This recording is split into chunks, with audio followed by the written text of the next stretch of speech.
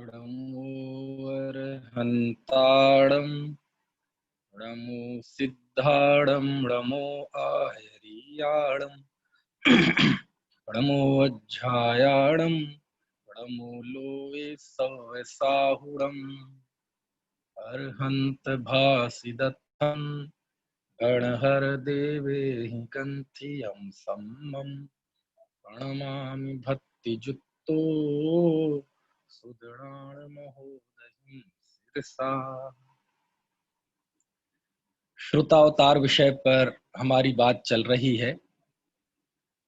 श्रुतावतार में भगवती आराधना के बाद कल जो हमारी चर्चा प्रारंभ हुई थी वो तिलोय पंडिती पर हुई थी। हालांकि तिलोय पंडिती आज जो हमारे हाथ में है, आपके घरों में होगा, पीडीएफ होगी, कहीं से भी प्रकाशित हो। मेरे पास जो है वो जैन संस्कृति संरक्षक संघ सोलापुर से प्रकाशित है।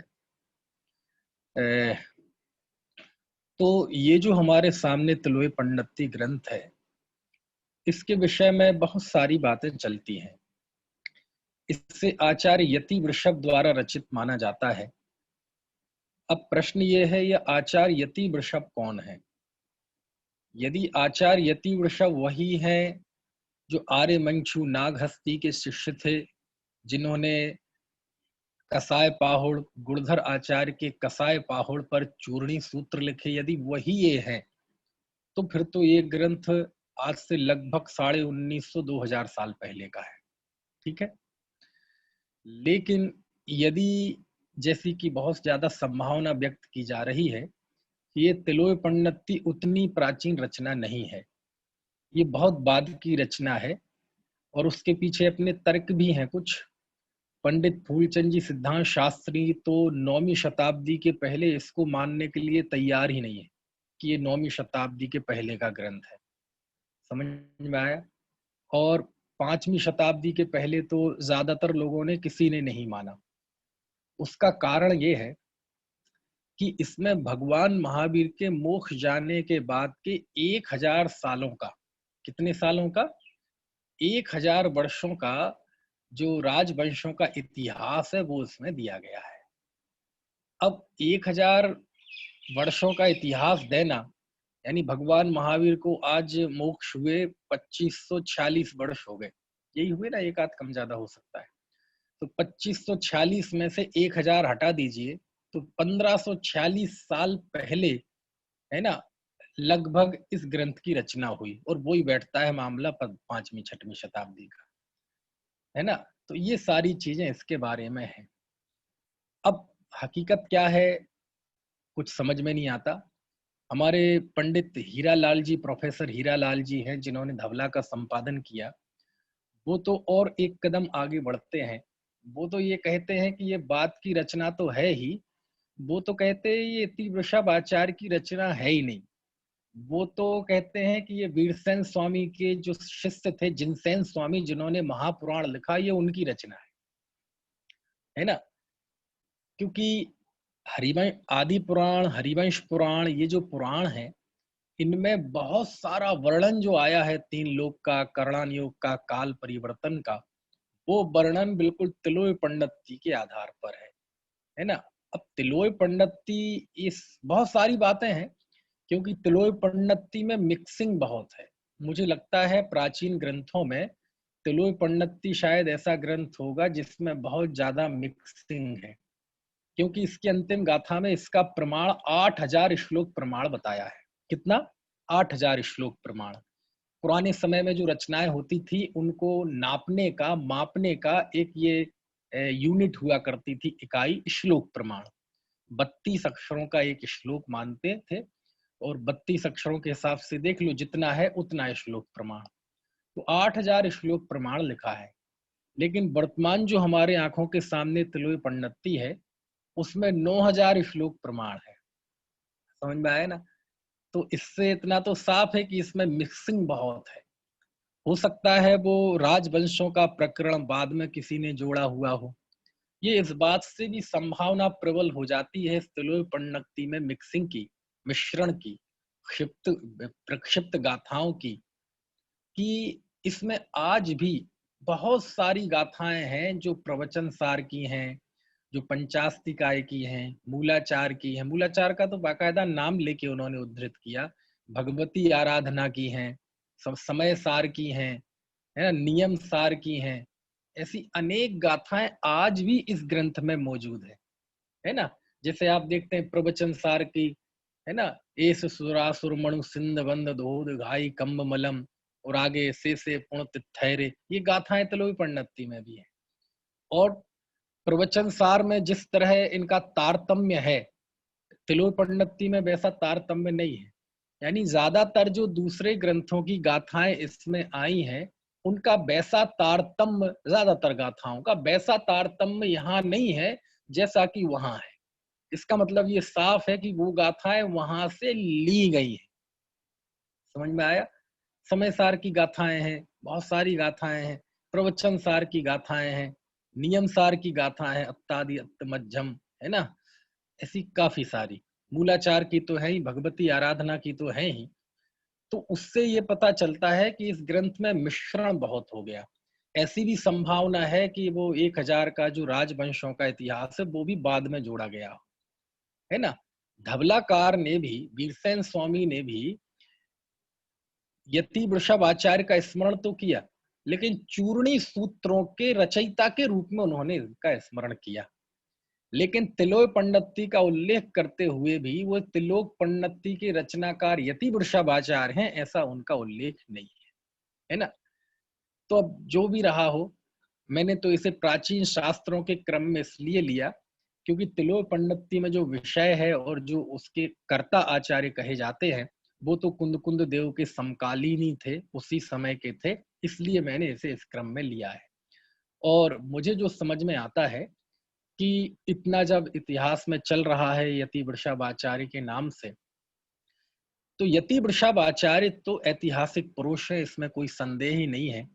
और आप देखेंगे कि एक गाथा है भगवती आराधना में, 2075 नंबर की गाथा।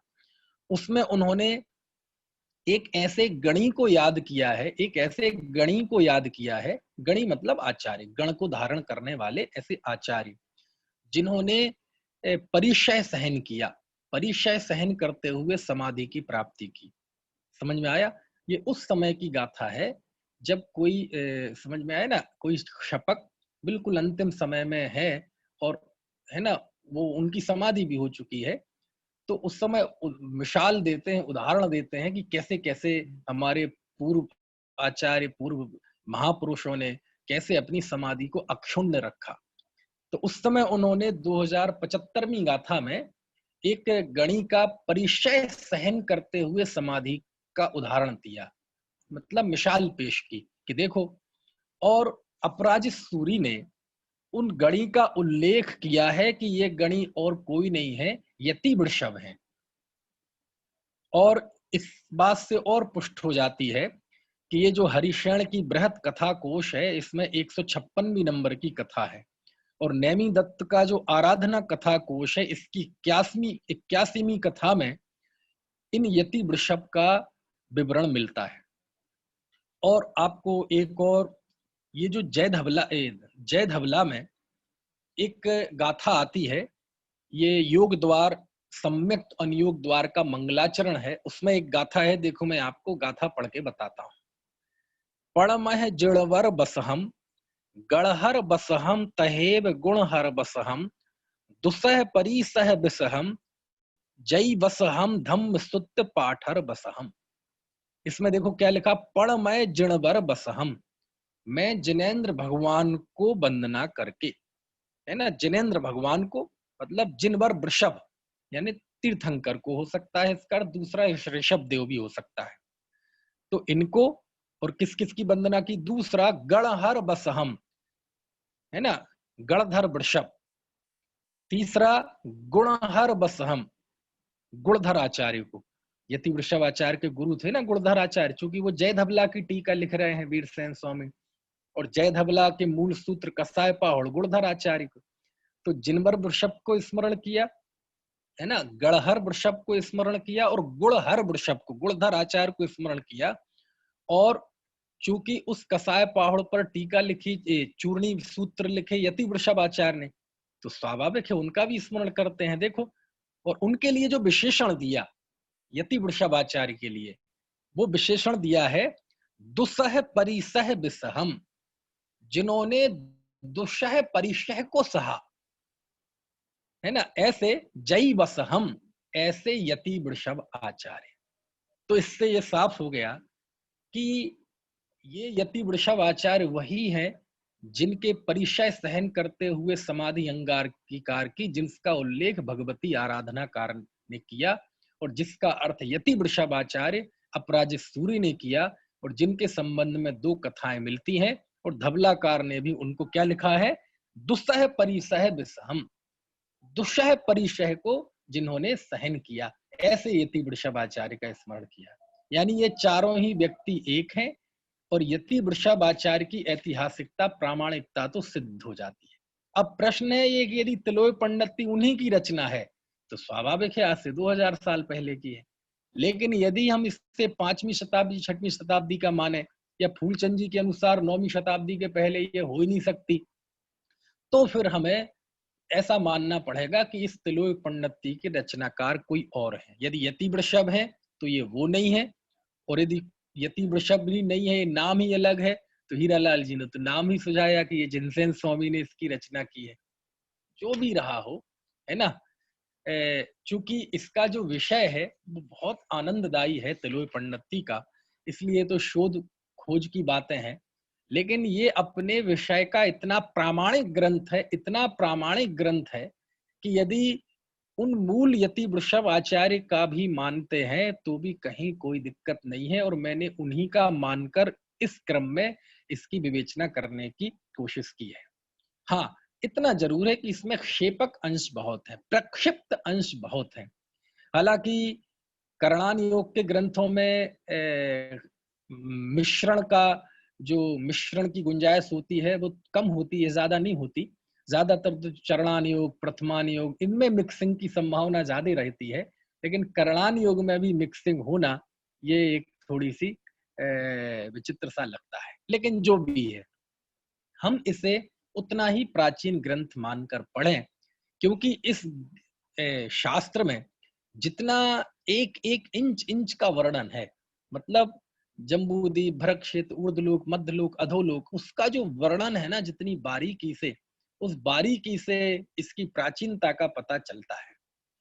दूसरी बात, मिक्सिंग तो होती ही है, और बहुधा शास्त्रों में मिक्सिंग हो गई, क्योंकि पहले छापा खाने तो थे नहीं, लिपिबद्ध करते थे, और एक कॉपी से दूसरी कॉपी, दूसरी कॉपी से तीसरी कॉपी होते होते कई बार गलतियां हो जाती थी, लोग कुछ मिश्रण कर देते थे। ज्यादा क्या कहें, देखो एक मैं खुद का ही अनुभव बताता हूँ। हमारे यहाँ मेरठ में तीरग्रान मंदिर जो है, पंचायती मंदिर है, वहाँ व्याख्यान करने जाता हूँ मैं। अभी तो नहीं जा पा रहा हूँ, लेकिन जब आम दिन होते हैं तो सैटरडे संडे वहाँ भी व्याख्यान करने जाता हूँ। तो वहाँ हमारे भाइयों ने, फेडरेशन के लोगों ने वहाँ एक शास्त्र, प्राचीन हस्तलिखित शास्त्रों का एक भंडार बना रखा है, बहुत अच्छा। तो एक दिन मैं वो देख रहा था, तो उसमें एक ज्ञानार्णव ग्रंथ की भाषा वचनिका मिली, पंडित जयचंद जी छावड़ा की। किसकी? पंडित जयचंद जी छावड़ा की भाषा वचनिका। किस ग्रंथ पे? आचार्य शुभचंद्र कृत ज्ञानार्णव पे। 8 या 9 भाषा वचनिकाएं लिखी है पंडित जयचंद जी छावड़ा ने। बहुत अद्भुत विद्वान थे पंडित जयचंद जी छावड़ा। तो उसमें मैंने जब वो खोला, पहला ही पृष्ठ देखा, और उसमें पहला ही वाक्य लिखा था, श्री गणेशाय नमः। इसका मतलब क्या हुआ कि जो लिपिकार होगा ना, अब लिपिकार तो जैनेतर रहा होगा, तो लिपि का एक तो ग्रंथकार का मंगलाचरण, फिर उसके बाद भाषा वचनिकाकार का मंगलाचरण। लेकिन हमारे यहाँ तो भारतीय पद्धति है ना कि कोई भी मंगल कार्य होता है, मांगलिक क्या अमांगलिक कार्य भी हो, तो उसकी भी हम शुरुआत मंगल से करते हैं, है ना? है? तो हिंसा के धंधे हो, हिंसा के कार्य हो, मकान बनाना हो, उसकी भी भूमि पूजन, उसका भी ये सब करते ना, कि ये भारतीय संस्कृति है। तो वहां उसमें देखा पहला ही वाक्य लिखा श्री गणेशाय नमः। मैंने कहा श्री गणेशाय नमः कहाँ से आ गया, समझ में आया ना। अब कोई कह सकता है यहाँ गणधर आचार्य को भी गणेश कहते हैं, नहीं, लेकिन वो वहां नहीं था उस तरह का अर्थ। तो लिपिकार ने अपना भी, लिपिकार मतलब कॉपी करने वाले लेखक ने अपना मंगलाचरण कर दिया, श्री गणेशाय नमः, और उसके बाद आगे बात शुरू होती है।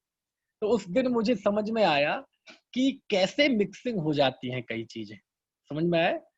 अब कोई लेके बैठ जाए, देखो साहब मूल प्रति में है, मूल प्रति में है गणेशाय नमः लिखा है, गणेशाय नमः लिखा है, अब कोई लेके बैठ जाए, समझ में आया, ऐसी तो मिक्सिंग हो जाती है ना। जो भी है, चलो मिक्सिंग हो भी गई, लेकिन फिर भी तिलोय पंडिती का अपना महत्व है। और इसके जो 9 अध्याय हैं, थोड़े से मैं 9 अध्यायों के नाम और उनकी गाथा संख्या आपको बता दूं, ताकि थोड़ा सा परिचय आपको मिले। फिर इसके बाद एक दो मैं बहुत अच्छी बातें बताऊंगा आपको इसके विषय में। देखो लिखते हैं, सबसे पहला है इसमें सामान्य लोक अधिकार। इसमें सामान्य लोक का स्वरूप है, 283 गाथाएं हैं। दूसरा है नारक लोक, अधोलोक से शुरू किया ना, तत्वार सूत्र में भी है ना ऐसा 367 गाथाएं हैं। तीसरा है भवनवासी लोक, इसमें भी 243 गाथाएं हैं। चौथा मनुष्य लोक, जिसका कल जिक्र किया था, सबसे अद्भुत अधिकार, इसमें 2961 गाथाएं हैं। पांचवा त्र्यक लोक है ना, मध्य लोक को त्र्यक लोक बोलते हैं, इसमें 321 गाथाएं हैं। छठवां है व्यंतर लोक, इसमें 103 गाथाएं हैं।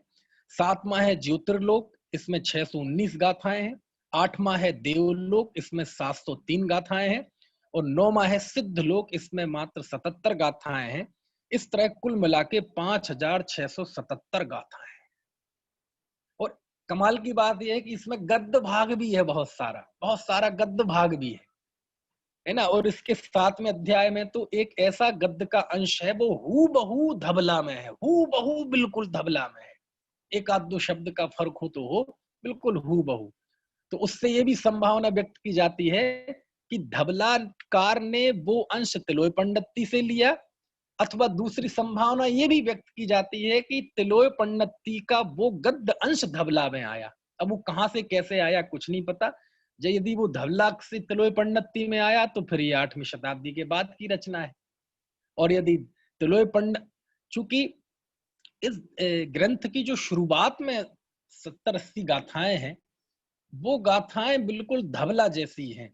धबला के पहले भाग में जो मंगलाचरण आदि का कथन है, बिल्कुल वैसा ही विवेचन इस तिलोय पंडिती में है। अब किसने किसके प्रभाव से लिखा, वीरसेन स्वामी के प्रभाव से ये अंश है, या इससे प्रभावित होकर वीरसेन स्वामी ने धबला में लिखा, अब ये बहुत पेचीदा विषय है। इन्हीं सब कारणों से उन्होंने संभावना व्यक्त की थी कि हो सकता है ये धबलाकार के शिष्य जिनसेन स्वामी की ये तिलोय पंडिती रचना हो। चलो अब देखो, इसमें ये मैंने आपको जैसे जैसे इनके शीर्षक हैं, अधिकारों के नाम है, वैसा ही इसका स्वरूप है। अब शुरुआत में आप जाएंगे तो आपको ताज्जुब लगेगा, तिलोय पंडिती जैसे ग्रंथ में, जो कि करणानी युग का ग्रंथ है, बहुत गंभीर ग्रंथ है, उसमें जब नए प्रमाण और निक्षेप की बात आती है तो मैं थोड़ा सा रोमांचित हो जाता हूँ। और आपको मैं एक गाथा इसकी पढ़ के बताता हूँ, गाथा 83। इसमें नए की परिभाषा है, प्रमाण की परिभाषा है और निक्षेप की परिभाषा है। एक गाथा में तीनों की परिभाषा। देखो क्या लिखा, णाणम होदि पमाणम णोणाणिस हृदय भावत्थो ऋखे वो भी उबाओ जुत्ते और जुत्तीय अथ पड़ी गहणम। क्या गजब। इसमें चलो प्रमाण तो हो गई, ज्ञान प्रमाण होता है। जो नए की परिभाषा दी है वो बहुत अच्छा गजब दी है। नए की पहले भी मैंने अपने व्याख्यानों में, गोष्ठियों में उद्धृत किया है इस बात को। यहाँ जो नए की परिभाषा दी है वो बहुत गजब है, बहुत गजब है। क्या परिभाषा दी है, णोबिणादुस हृदय भावत्थो। नए किसे कहते हैं, ज्ञानी के हृदय स्थित भाव को नए कहते हैं। बाद में तो अभिप्राय शब्द चल पड़ा, ज्ञातुर अभिप्रायो नया, वक्तुर अभिप्रायो नया। वीरसेन स्वामी ने धवला में भी अभिप्राय शब्द लिया, लेकिन तिलोय पण्णत्ति यदि ये 2000 साल पहले का ग्रंथ है और गाथा है यति वृषभाचार्य की, तो नय का सबसे पुराना यदि लक्षण परीक्षा है ना, परिभाषा मिलती है तो ये है। कुंद आचार्य ने नयों का उल्लेख बहुत किया, लेकिन नय की परिभाषा नहीं दी। नय की परिभाषा यति वृषभाचार्य ने दी। कौन सी परिभाषा? ज्ञानी के हृदय स्थित भाव का नाम नय है। वाह! नय यद्यपि ज्ञान की पर्याय है, लेकिन उसको जोड़ा भाव से। ये बहुत रोमांचित करने वाली चीज है। यानी जब भी कोई वक्ता कुछ बोलता है तो उस बोलने में उसके हृदय का कुछ स्पंदन रहता है, उसके हृदय की कुछ धड़कन रहती है। समझ में आया ना? यदि आप उस नय के जरिए, उस प्रयोग के जरिए यदि आप ज्ञानी के हृदय तक पहुंच पाए, तो हम मानेंगे कि हाँ, आपने उस नय को ठीक तरह से समझा है। यही कारण है कि गुरुदेव श्री कहते थे, भैया मर्म तो ज्ञानी के हृदय में होता है। वाह वाह, क्या बात है! गुरुदेव कहते थे क्या होता है? मर्म तो ज्ञानी के हृदय में होता है। यहाँ नय किसे कह रहे हैं? ज्ञानी के हृदय स्थित भाव का नाम नय है। ऐसी अद्भुत परिभाषा यहाँ दी है। और निक्षेप को उपाय कहा है, निक्षो वे भी उपाओ। और फिर युक्ति को कहा कि युक्ति के द्वारा अर्थ परिग्रहणम, अर्थ का ग्रहण होता है। प्रमाण और नय दोनों को मिला के युक्ति कहते हैं। खैर चलिए, अब मैं आपको एक सूक्ष्मता बताऊं जरा तिलोय पण्णत्ति की। अच्छा, आपने सुना होगा योजन, हाथ, अंगुल, ये सब सुना है ना? 1,00,000 योजन का सुमेरु पर्वत है ना, जम्बू द्वीप, 1,40,000 योजन का सुमेरु पर्वत। अब मैं आपको जिनेंद्र देव की सूक्ष्मता, करणान योग की सूक्ष्मता, आचार्यों की सूक्ष्मता का एक छोटी सी मिसाल आपको दूंगा। छोटी सी मिसाल, ज्यादा बड़ी नहीं। इससे आपको पता चल जाएगा कि तिलोय पण्णत्ति किसका नाम है, करणान योग किसे कहते हैं, केवल ज्ञान की सूक्ष्मता किसे कहते हैं, वो मैं आपको बताता हूँ। अच्छा, अंगुल तो आप जानते हैं, है ना? एक हाथ, एक हाथ, एक हाथ कितने का होता है? 24 अंगुल का एक हाथ होता है। एक अंगुल कितने का होता है? एक अंगुल कितने का होता है? एक अंगुल के 3 भाग होते हैं, 3 प्रकार, उच्छेद अंगुल, प्रमाण अंगुल और आत्मा अंगुल। ये उच्छेद अंगुल की बात कर रहे हैं। अब आपको मैं आचार्यों की केवल ज्ञान की सूक्ष्मता बताता हूं कि किसे कहते हैं करणान योग। करणान योग यानी अरहंत भाषी दत्तम, अरहंत के द्वारा कहा हुआ हु बहु। समझ में आया ना? चरणान योग में तो सुभाषित शैली मुख्य हो जाती है ना? द्रव्यान योग में अनेक तरह की उलटवासियां भी मिक्स हो जाती हैं। प्रथमान योग में अनेक काल्पनिक कथाएं भी मिक्स हो जाती हैं, जिनका उद्देश्य सही होता है ना? कोई या कोई बात समझाना होता है। लेकिन जिसे हम कहते हैं ना बिल्कुल सर्वज्ञ प्रणीत, यानी जिसमें ना अलंकारिकता है, ना कोई काल्पनिकता है, ना कोई सुभाषित शैली है, हू बहू, वो करणान योग है। समझ में आया ना?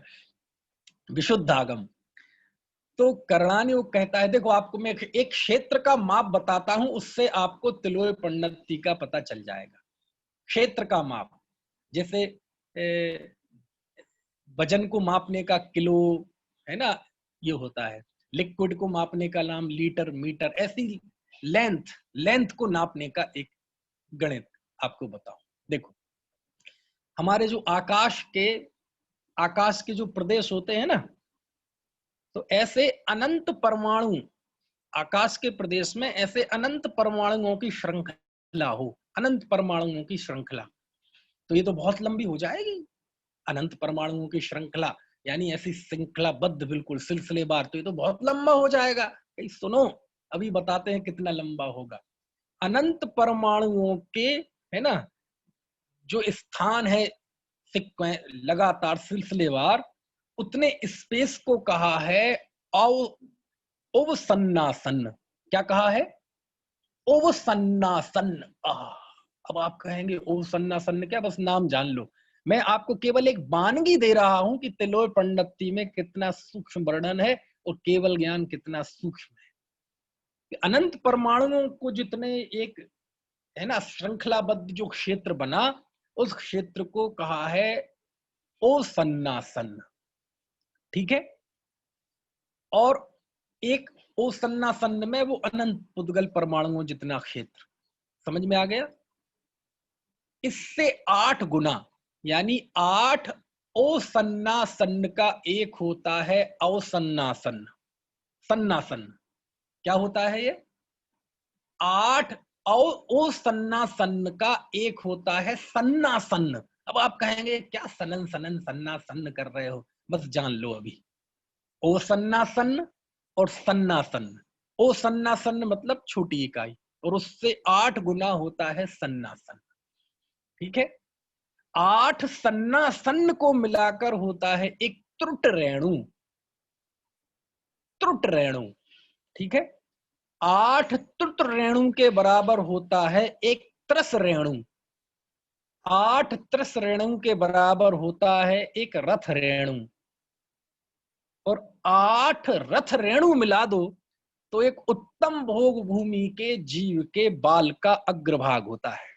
यानी उत्तम भोग भूमि तो आप जानते हैं ना, उत्तम भोग भूमि के जीव का जो बालाग्र होता है ना, बाल का सबसे बिल्कुल कोना, नोक है ना, उसे कहते बालाग्र। तो उत्तम भोग भूमि के जीव के बालाग्र में 8 रथ रेणु होते हैं। एक रथ रेणु में 8 त्रस रेणु होते हैं। एक त्रस रेणु में 8 त्रुत रेणु होते हैं। एक त्रुत रेणु में 8 सन्नासन्न होते हैं। एक सन्नासन्न में 8 ओसन्नासन्न होते हैं। और एक ओसन्नासन्न में अनंत पुद्गल परमाणु जितना क्षेत्र होता है। कुछ बात समझ में आ रही? इतना सूक्ष्म। और अभी कहां तक आए हम? एक उत्तम भोग भूमि के बालाग्र। अब 8 उत्तम भोग भूमि के बालाग्र के बराबर होता है एक मध्यम भोग भूमि का बालाग्र। और 8 मध्यम भोग भूमि के बालाग्र के बराबर होता है एक जघन्य भोग भूमि के बालाग्र। और 8 जघन भोग भूमि के बालाग्र के बराबर होता है एक कर्म भूमि। अब हमारे लेवल पे बात आ गई। कर्म भूमि के जीव के बाल का अग्रभाग। समझ में आया? और कर्म भूमि के जीव के बाल के अग्रभाग, उसको 8 गुना कर दो, 8 बराबर होता है एक लीख। लीख जानते कि नहीं आप? आज के जमाने में चूंकि सब लोग केमिकल का इस्तेमाल करने लगे दुनिया भर की चीजों का, तो ये जुएं और लीख अब नहीं जानते। पुराने लोग जानते होंगे, सिर में जू हो जाते थे ना, जू लीख। पहले वो लीख होते हैं। लीख मतलब हमारे बालों में सफेद सफेद ऐसे चिपके से रहते हैं, हमें ऐसा नहीं लगेगा कि ये कोई जीव है, तो बिल्कुल सूक्ष्म होते हैं, तो वो कहलाती है लीख। यानी कर्म भूमि के बालाग्र के 8 बालाग्र बराबर एक लीख होती है। समझ में आया ना? और 8 लीख के बराबर होता है एक जू। जू समझ गए? 8 जू के बराबर होता है एक यब। यब मतलब जब, ये हमारी उंगली के बीच में जो ये है ना संधि, इसे यब बोलते हैं। यब मतलब वो दाना भी होता है ना? और 8 यब के बराबर होता है एक अंगुल। समझ गए आप सूक्ष्मता कितनी है? उच्छेद अंगुल, यानी एक अंगुल इतना होता है। हमें लगता है एक अंगुल मतलब, अरे एक अंगुल में क्या क्या है जरा देखो तो। एक अंगुल में 8 यब हैं। एक यब में 8 जू हैं। एक जू में 8 लीख हैं। उपमा है ये, उसमें है नहीं। एक लीख में 8 कर्म भूमि के बाल हैं, बालाग्र हैं। एक कर्म भूमि के बालाग्र में 8 जघन्य भोग भूमि के कर्म के बालाग्र हैं। एक जघन्य भोग भूमि के बालाग्र में 8 मध्यम भोग भूमि के बालाग्र हैं। एक मध्यम भोग भूमि के बालाग्र में 8 उत्तम भोग भूमि के बालाग्र हैं। एक उत्तम भोग भूमि के बालाग्र में 8 रथ रेणु हैं। एक रथ रेणु में 8 त्रस रेणु हैं। एक त्रस रेणु में 8 त्रुत रेणु हैं। एक त्रुत रेणु में 8 सन्नासन्न हैं। एक सन्नासन्न में 8 ओसन्नासन्न है। और एक ओसन्नासन्न में अनंत पुद्गल परमाणु है। भैया चक्कर तो नहीं आ रहे? कुछ बात समझ में आ रही? इतना सूक्ष्म है भैया ये करणान योग, और इतना सूक्ष्म वर्णन है। यदि पूछा जाए कि जैसे जम्बूद्वीप तो 1 लाख योजन का है व्यास, लेकिन उसकी परिधि कितनी है? तो आचार्य जब परिधि बताते हैं तो आपके रोंगटे खड़े हो जाएंगे। अंगुल का गणित नहीं बताते, अंगुल तो बहुत बड़ा है, अंगुल तो बहुत बड़ा है ना। इत्रश्रेणु त्रुट्रेणु उत्तम बालाग, इसका भी गणित बताते हैं कि जम्बूद्वीप की परिधि कितनी है। बालाग्र का अवसाना सन्न परमाणु परमाणु का गणित बताते हैं।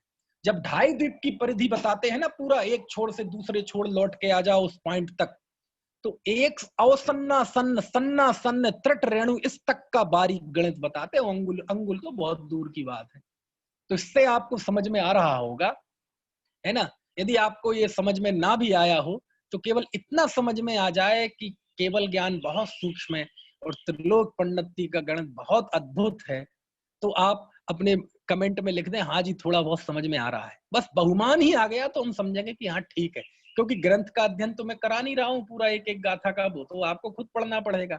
ये तो श्रोतावतार में हम अपने ग्रंथों का, हमारे आचार्यों के द्वारा जो लिखा हुआ आगम है, एक बार हम उसका विहंगावलोकन कर रहे हैं। एक बार हम अपनी श्रुत परंपरा को देखें, जाने, उसके प्रति हमारी भक्ति उमड़े, विशुद्धि बढ़े ज्ञान की, जो आत्महित हो, इसके लिए। ठीक है, तो ये हो गया। समझ में आ रही है बात? एक अंगुल तक आ गए। अब एक अंगुल में 24 अंगुल का एक होता है हाथ। इसमें भी अभी दो चीजें छूट गई। 6 अंगुल का कहलाता है एक पाद, 2 पाद का होता है एक बितस्ती, और 2 बितस्ती का होता है एक हाथ। यानी सीधा कहा जाए 24 अंगुल का एक हाथ होता है। समझ में आया ना? ठीक है। और इसके बाद 2 हाथों का एक कहा रिक्कू, और 2 रिक्कू का एक धनुष, यानी 4 हाथ का एक धनुष, और 2000 धनुष का होता है एक कोश। ठीक है, और 4 कोश का होता है योजन, व्यवहार योजन। समझ में आया ना? अब आप इसमें ज्यादा अभी पढ़ना मत। अभी तो मैं केवल आपको ये एहसास दिलाना चाहता था कि करणान योग किसका नाम है, केवल ज्ञान किसका नाम है, और तिलोय पंडिती किसका नाम है। इसके लिए मैंने आपको ये सब बताया, बाकी आप देखना। और ये उससे कोई पूछता है ना कि एक हाथ में 24 अंगुल, तो बोले किसका अंगुल? भाई अंगुली तो सबकी छोटी बड़ी होती है, किसी की पतली किसी की मोटी। कहते हैं वो अंगुल तो एक उपमा है, लेकिन उसका एक फिक्स माप है, बिल्कुल एग्जैक्ट माप है। ना हमारी उंगली ना आपकी उंगली, ये तो उपमा दी जाती है, ये तो मिसाल दी जाती है, लेकिन उसका एक फिक्स माप है। समझ में आया ना? बिल्कुल फिक्स एकदम, ना एक परमाणु कम और ना एक परमाणु ज्यादा, इतना माप है अंगुल का। ये कहलाता है उच्छेदांगुल। और इससे 500 गुना होता है प्रमाणांगुल, जो कि भरत जी का था। भरत जी के जो चक्रवर्ती थे उनका अंगुल था, वो प्रमाणांगुल था। और एक होता है आत्मांगुल। आत्मांगुल मतलब जो जिस क्षेत्र का जीव है, जिस अवगाहना वाला जीव है, जो जहां जैसा है, जिस काल क्षेत्र का है, उसकी जो अंगुल है वो कहलाता है आत्मांगुल, मतलब उस व्यक्तिगत उसका। तो अभी उसकी बात नहीं है। तो ये सब वर्णन है। आप देखो एक योजन में क्या क्या है। अब मैं ऊपर से फिर गिनाऊं ना, योजन से लेके वो अवसन्ना सन्न तक तो गिना सकता हूं, लेकिन अब उससे समय ही जाया होगा। लेकिन आप समझ जाए। ठीक है, चलिए। एक तिलोय पंडिती में एक दो बातें और गौर करने लायक है, बहुत अच्छी। कि तिलोय पंडिती में जहां देवों का वर्णन आता है ना, बहुत बहुत हृदय को आनंद से उछलने वाली बात बता रहा हूं मैं। जहां देवों का वर्णन आता है, भवनवासियों का, वैमानिकों का, और जहां अकृत्रिम चैत्यालय का वर्णन आता है, अकृत्रिम चैत्यालय, क्योंकि सब जगह अकृत्रिम चैत्यालय है, अधोलोक में भी, मध्यलोक में भी, ऊर्ध्वलोक में भी, है ना। बसु कोटि सुछप्पन लाख 97 सहज 481, है ना। 8,56,97,481। तो वो चैत्यालय है अकृत्रिम चैत्यालय, जिनका किसी का एक का स्वामित्व नहीं है, मतलब पंचायती मंदिर है। बाकी तो असंख्यात अकृत्रिम चैत्यालय हैं। तो जब अकृत्रिम चैत्यालयों का वर्णन आता है, तो फिर आचार्य यति वृषभ आचार्य अपना थोड़ा अपने हृदय को काबू में नहीं रख पाते, और काबू में नहीं रख पाते तो फिर वो उनकी उस अकृत्रिम चैत्यालयों के अंदर जो रत्नमयी जिन बिंब हैं उनका वर्णन करते हैं। और जब वो वर्णन करते हैं तो फिर भक्ति में नाचने लगते हैं। कौन? आचार्य यति वृषभ नाचने लगते हैं, मतलब साधु कोई नाचते तो नहीं है, लेकिन भक्ति की जो उछालें आने लगती है ना, तो फिर वो जहां अकृत्रिम चैत्यालय और जिन प्रतिमा का वर्णन आएगा, वहां 2 5 10 गाथाएं वो भगवान की मुद्रा और उनके रूप की भक्ति में जरूर लिखेंगे, उनकी जिन मुद्रा की भक्ति में जरूर लिखेंगे। और वहीं पे उन्होंने अष्टद्रव्यों का भी उल्लेख किया, देवताओं के द्वारा भगवान की पूजा का भी उल्लेख किया, वो सारे उल्लेख आते हैं। अभिषेक के भी उल्लेख है। अभिषेक मतलब जन्माभिषेक नहीं, है ना, अकृत्रिम जिन प्रतिमाओं के अभिषेक का भी उल्लेख है इसमें। समझ में आया ना? इस तरह से बहुत वर्णन है। और एक और मुझे अच्छा प्रसंग याद आ रहा है, काफी समय पहले पढ़ा था, कि जैसे एक कोई देव पैदा हुआ, भवनवासी देवों के प्रकरण में है लेकिन, और देव पैदा हुआ तो क्या करते हैं, वो तो पैदा होती 18 साल का नवयुवक होता है, तो बाकायदा उसका बर्थडे सेलिब्रेशन होता है। इसका चित्रण किया तिलोय पंडिती में, कि वह जब देव पैदा होता है तो वह पैदा होने के बाद उसको जिन मंदिर ले जाते हैं। सब भवनवासी के भवनों में वो जिन मंदिर होता है, और जिन मंदिर का ऐसा वर्णन है सच में अकृत्रिम चैत्यालयों का, पढ़ो तो आनंद आ जाए। आपकी कल्पना में पूरा चित्र खड़ा हो जाए अकृत्रिम चैत्यालयों का, कैसे उनके सामने, है ना, वत्स, वो वृक्ष, अशोक वृक्ष, और सब बहुत वर्णन है। अभिषेक शाला और भवन के वो चैत्यालय कितनी ऊंचाई पर है, कैसी सीढ़ियां हैं उनके सामने, क्या क्या है ना, बहुत अच्छे, बहुत शानदार वर्णन है अष्ट मंगल द्रव्यादि। तो हाँ, जब वो कोई देव पैदा होता है तो सारे देव मिलके उस जीव को सबसे पहले क्या करते हैं, सेलिब्रेशन करते हैं, उसका बर्थडे मनाते हैं। और बर्थडे मनाने में क्या करते हैं, केक काटते होंगे। चुप, कहां से आ गया है केक? केक ये तो बहुत हिंसक परिकल्पना है केक काटने की। पता नहीं हिंदुस्तान में कैसे आ गई, अंग्रेजों से आ गई। क्योंकि बड़े आदमी की विचारधारा जल्दी प्रचारित हो जाती है, जल्दी छोटे लोगों में असर कर जाती है। अंग्रेजों का शासन था, वो बड़े लोग थे, ताकतवर थे, हम हिंदुस्तानी लोग कमजोर थे। तो बड़े आदमी की विचारधारा, उसकी सभ्यता छोटा आदमी जल्दी सीख लेता है।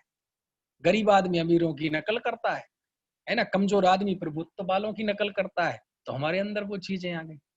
तो वहां भी बर्थडे होता है देव लोकों में, लेकिन कैसे करते हैं पता है उनका बर्थडे? ना तो उनकी दावत होती है, ना केक कटता है, ना वो बच्चे वो सेंटा क्लॉज जैसे वो टोपियां लगा लेते हैं ना वो होता है, कुछ नहीं होता। देखो बर्थडे के नाम पे क्या होता है, उस है ना, अभी जो नवजात जो है देव, उसको वहां भगवान के मंदिर में ले जाके उससे अभिषेक कराते हैं, सब मिलके पूजन करते हैं भगवान की, अकृत्रिम चैत्यालय के दर्शन पूजन भक्ति करते हैं। इस तरह उसका जन्मोत्सव मनाया जाता है। और उस समय वर्णन किया है कि, और ऐसे नहीं करते धूमधाम से, ये वाद्यों का लिखा कि ये वाद्य बजते हैं संगीत के साथ, उत्साह के साथ, क्योंकि जब भगवान की पूजन होगी तो पूजन जैसी होगी। उसमें वो नहीं होगा सामायिक जैसा ध्यान शांति से बैठे हैं, कोई संगीत नहीं, कोई कुछ नहीं, कोई कुछ ना, जो कार्य जैसा होता है वैसा ही अच्छा लगता है। तो वहां भक्ति लिखा कि बहुत उत्साह से भक्ति कराते। तो कई लोग तो जिन धर्मी होते हैं, लेकिन कई लोग जिन धर्मी नहीं भी होते हैं, तो वो ये मानकर उन अकृत्रिम चैत्यालयों की पूजा करते हैं भगवान की, कि ये हमारे कुल देवता है। ऐसा लिखा तिलवे पंडित जी। समझ में आया ना? सब इनकी पूजा करते हैं, मैं भी कर। तो वहां देव के जन्मोत्सव मनाया जाता है, और काय से? जिनेंद्र भगवान के अभिषेक पूजन से। वाह, धूमधाम से पूजन करते हैं, धूमधाम से पूजन करते हैं।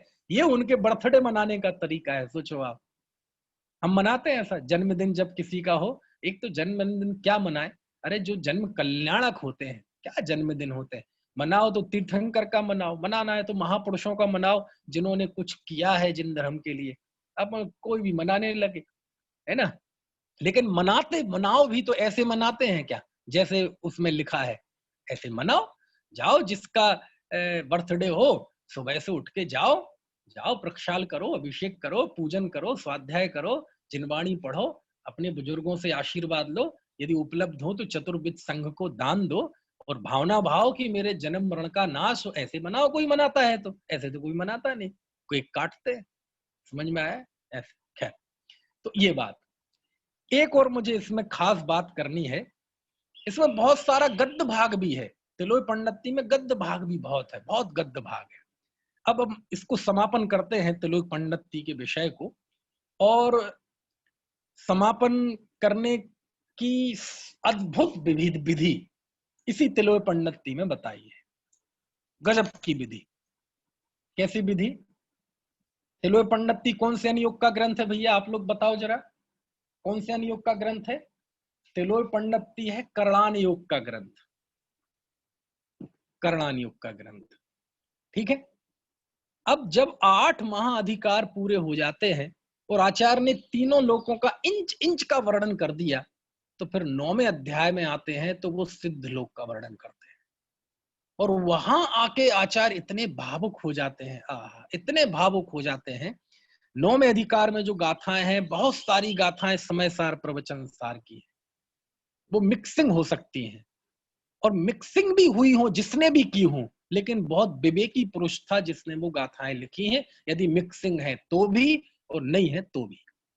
और अंत में आके सिद्ध लोक का वर्णन करने के बाद आचार्य को अपने सिद्ध स्वरूप पर दृष्टि जा रही है, सिद्ध स्वरूप का स्मरण हो रहा है। तिलोय पन्नती में और सिद्ध स्वरूप आत्मा, तिलोय पन्नती में अरस अरूपम आत्मा, तिलोय पन्नती में शुद्धात्मा की बात, तिलोय पन्नती में पुण्य की हेता। कहां से आ गया विषय? 9वें अधिकार में यही विषय है। आचार्य 3 लोक का वर्णन कर करके, अभी हम इसको मूल ग्रंथ ही माने, अभी मिलावट की तो ये रिसर्च की बातें हैं, हमें तो उसमें से आत्महित की बात निकालनी है कि जब आचार्य ने इंच इंच का वर्णन कर दिया, इंच इंच का वर्णन कर दिया 3 लोक का, और फिर सिद्ध लोक का वर्णन किया, और जब सिद्ध लोक का वर्णन हो गया तो आचार्य को आत्मलोक का स्मरण हुआ। किसका स्मरण हुआ? आत्मलोक का स्मरण हुआ। और उसके बाद उन्होंने झड़ी लगा दी कुंद कुंद देव की गाथाएं, आध्यात्मिक गाथाएं। आप कल्पना कर सकते हैं, तिलोय पन्नती में अध्यात्म, तिलोय पन्नती में भेद विज्ञान की गाथाएं। देखो, अरे रे रे, देखो तो ये समय सार की गाथाएं। अहमेक को खलु शुद्धो दंसण राणक वो सदा रूबी, एक शब्द का फर्क है। रवि अति मज्ज किंचिवी अन्नम परमाणु में तम भी, समय सार की 38वीं गाथा। मैं एक हूं, मैं शुद्ध हूं, ज्ञान दर्शन मैं ही हूं, परमाणु मात्र भी मेरा नहीं है, मैं सदा अरूपी, है ना। ये देखो, और देखो आपको गाथा, ये देखो 25वीं गाथा, ये भी समय सार की गाथा है। रथि मम कोई मोहो बुज्जो उपजोग मेव अहमेगो, ये भावना ही जुत्तो खबे दुट्ठ कम्माणी। ये क्रोध मेरा कुछ नहीं है, मैं तो उपयोग में हूं।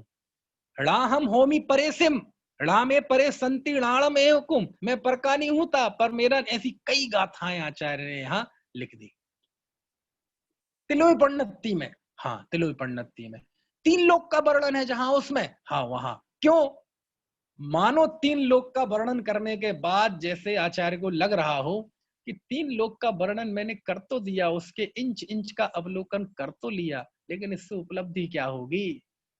उपलब्धि तो इस लोक को देखने से होगी। इस तरह आचार्य ने इस करणान योग के ग्रंथ की समाप्ति की तो अध्यात्म से की, समझ में, भेद ज्ञान से की। और देखो, अरे क्या क्या कितनी कितनी गाथाएं बताएं, है ना। देखो, यहां 3 गाथाएं ऐसी लिखी, एक गाथा तो परमात्म प्रकाश में भी है, पुण्य की हेता बताई। 3 गाथाएं लिखी जिसमें पुण्य की हीनता बताई। देखो, मैं गाथा पढ़ के बताता हूं। 52वें नंबर की गाथा है। पुण्डेण होई बेहो, बेहवेण मो मयेण मई मोहो, है ना, मई मोहेण भी पापम, तम्हा पुण्यम तम्हा पुण्यम भी बज्जेजो। ऐसी गाथा है। इसमें मालूम आचार्य ने क्या लिखा? पुण्य से वैभव होता है, पुण्येण होई बेहो, बेहवेण मो, वैभव से मद होता है, मद से मति मोह होता है। पुण्येण होई बेहो, बेहवेण मो मयेण मई मोहो, और मति मोह से पाप होता है। मई मोहेण भी पापम, तम्हा पुण्यम बज्जेजो। जिस पुण्य से वैभव होता है, वैभव से मत होता है, मद से मति मोह होता है, और मति मोह से पाप होता है। हे भगवान, हमें नहीं चाहिए ऐसा पुण्य। तिलोय पन्नती में गाथा है। इसके बाद एक समय सार की गाथा यहां आई। परमट्ठ बाहिराजे ते अन्नाड़ेण पुण्य मिच्छन्ति संसार गमन हेतुम विमोक्ष हेतुम अयालंता। जो जीव परमार्थ से बाहर हैं और अज्ञानता के कारण पुण्य की इच्छा रखते हैं, वे जीव मोक्ष मार्ग को नहीं जानते हैं और संसार के गमन के हेतु जो पुण्य है उसी को मोक्ष मान लेते हैं। फिर यहाँ प्रवचन सार की 77वीं गाथा यहाँ है, देखो। रणहुमन्नदि जो एवं रथि विशेषोत्ति पुण्य पावारम हिन्नदि घोरम अपारम संसार मोह संचन्नो। जो पुण्य पाप दोनों को एक नहीं मानता वह जीव घोर संसार में रखड़ता है, ऐसा लिखते हैं। ऐसी गाथाएं उद्धृत की, क्या कहें कितना कहें, इससे एक चीज निकलेगी अभी। देखो प्रवचन सार की गाथा, धम्मेण परिणदप्पा, आश्रव अधिकार की गाथा। जब तक ये जीव आश्रव और आत्मा में भेद नहीं जानता तब तक अज्ञानी रहता है। जावण वेदी विशेषंतर तु आद अस्वाव दोढ़नम्पि अन्नाणि ताव दुजो विषयादि सुबट्ठते जीव। समझ में आया ना? कर्ता कर्म अधिकार में जीव ज्ञानी कर्म नो कर्म रूप परिणमित नहीं होता, उसकी गाथा ली। रवि परिणमिदिण गेण्णदि उपज्जदिण पर दब्ब पज्जाए जणाणी जानन तो बिहु पोगल दब्बम पणे अबहम। कितनी बात कहें। मतलब क्या हुआ कि चाहे ये मिक्सिंग की गाथाएं हों, चाहे आचार्य ने स्वयं लिखी हो, भली कहीं से लाख मतलब कुंद कुंद देव से लेके लिखी हो, लेकिन इतना तो पक्का है कि चाहे उन्होंने लिखी हो, चाहे मिक्स करने वाले किन्हीं और आचार्य ने लिखी हो, या कि कोई दूसरे यति वृषभ रहे हों, और ये मैं तो कहता हूं जिनसेन ही क्यों ना रहे हों, आचार्य कोई भी रहे हों, इस ग्रंथ में अंत में आके आचार्य अध्यात्म पे आ गए। कितनी अद्भुत बात है। मतलब क्या हुआ, आगम की चर्चा हो लेकिन अंत अध्यात्म से हो। क्या कहा, क्या कहा, कुछ कह दिया मैंने। ये आदर्श शैली है, हम सबको भी सीखने लायक है, पाठकों को भी, लेखकों को भी, वक्ताओं को भी, व्याख्याताओं को भी, कि आगम का विवेचन हो लेकिन अंत अध्यात्म से हो, भेद विज्ञान से हो।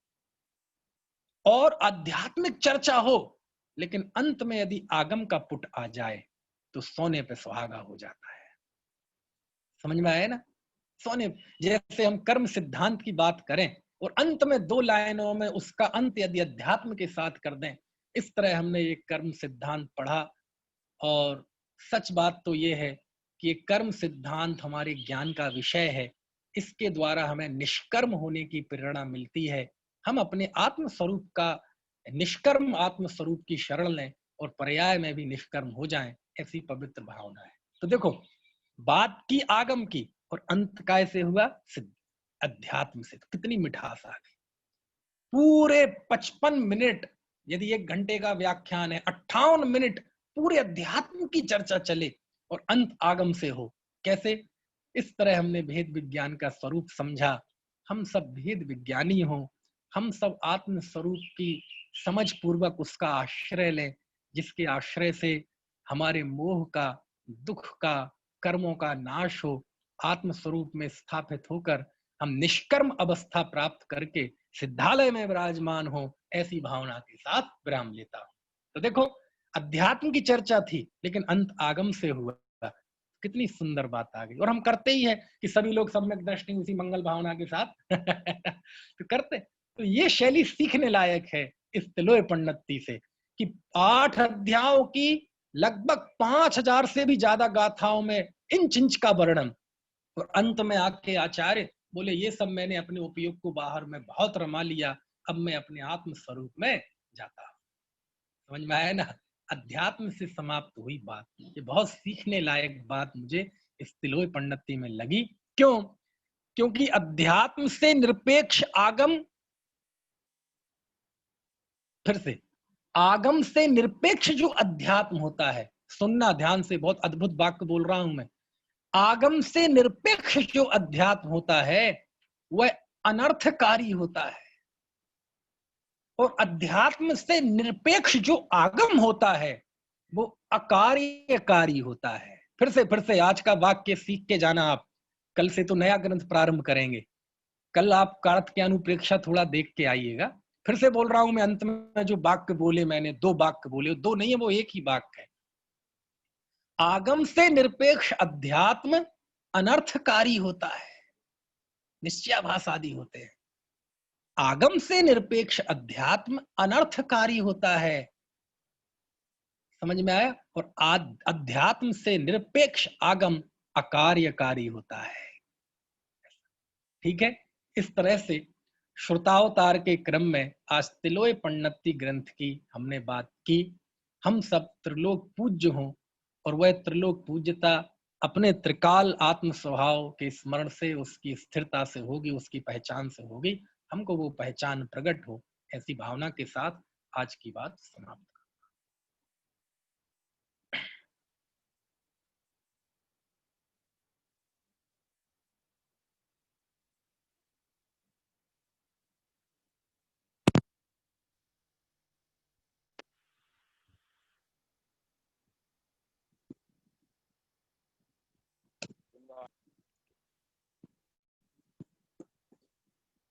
चलिए, कुछ बात करनी है तो करें, नहीं तो